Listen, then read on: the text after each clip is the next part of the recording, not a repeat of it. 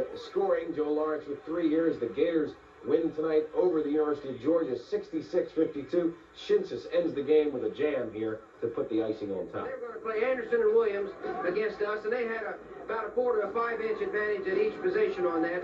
So I was quite pleased to be able to stay with the zone as long as we did.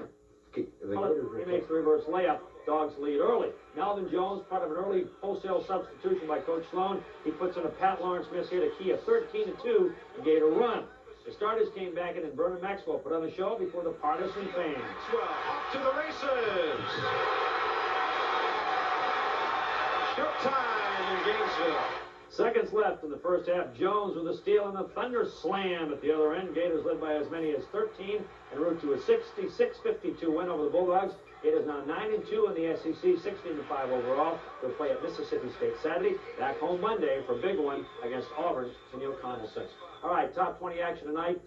Number 3, North Carolina, an easy winner over NC State. Temple ranked 6th, the winner. Purdue ranked 7th, also winning. Coaching the Bulldogs, Vernon Maxwell, a nice pass from Ronnie Montgomery, slams it to the 23, game high.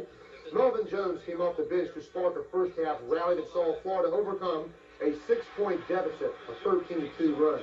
Jones finishes with 14. Florida beats Georgia, 66-52. The Gators now 17-5.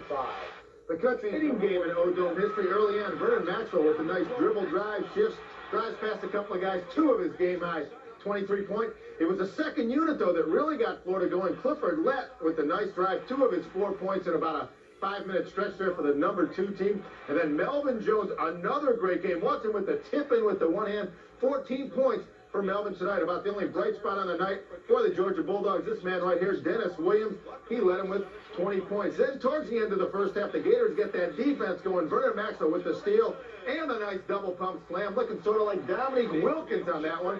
And then there's that man, Melvin Jones again. He picks up the loose ball. You know what he's going to do for Florida. 5-14 at the half. The second half, more of the same. Gators just staying out in front all the way. Vernon Maxwell hits himself in the head with that dunk. And then to finish it up, it'll be Dwayne Shinsis with the 2-handed slam. Florida wins this one going away. We didn't execute on offense. We turned over the ball a lot tonight. But overall game, I'm glad about the win. And we just need to get ready for our Mississippi State for Saturday.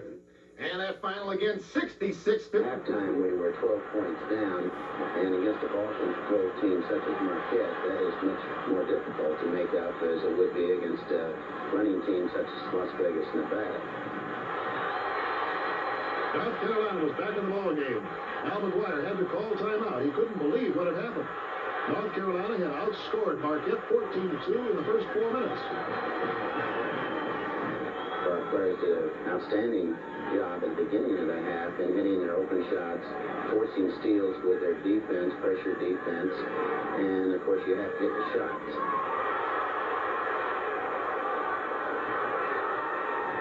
We did not make our shots against their zone, however. We were making them on our transition on the break after we got a rebound or after a steal.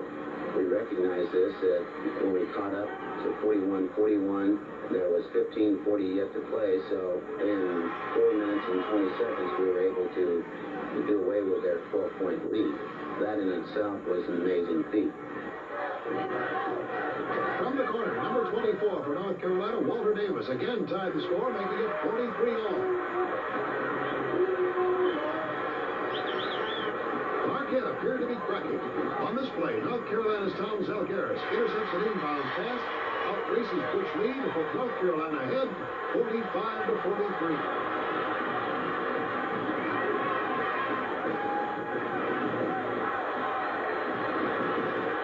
Then with less than 13 minutes remaining in the game, the score tied at 45-all. North Carolina went into its 4-corner delay offense for several minutes. This gave Marquette and Al McGuire plenty of time to regroup. Coach went to his 4 corners, which I probably would have done too. He went to his 4 corners. We Mickey Moused the 4 corners. We wouldn't come out. We'd come out for the 5 count. The ref would say play because we were down by 2. Then we settled back after we come out back into our zone. And Dean didn't want to take us in the zone. He figured that he could take us better as man-to-man, plus he had the lead. So, but this went on for about 2 or 3 minutes. It was like an orchestration. I was up doing my dancing back and forth, and Dean was up doing his thing. But what happened, it dried their sweat and stopped their momentum.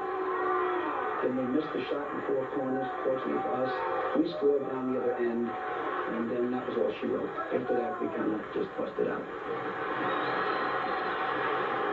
And this breakaway bucket brought a gesture from Al McGuire that was unmistakable. He knew he had it. With about 10 seconds left to go in the game, I emotionally got involved. I didn't think it was possible because I've always pictured myself as the, knock the stick off my shoulder and college level to become one of the Final Four. It's more important. The fans went wild. For Al McGuire, it was a bittersweet moment. He couldn't keep the tears back, and he didn't want to weep in public. I left the court, and I went back into the locker room and got composed, and then came back on, and then for a moment I enjoyed it. It's been an extended love affair. It's been a merry-go-round that's been beautiful. So the merry-go-round stops, and I get off, and it starts for other guys, and I just felt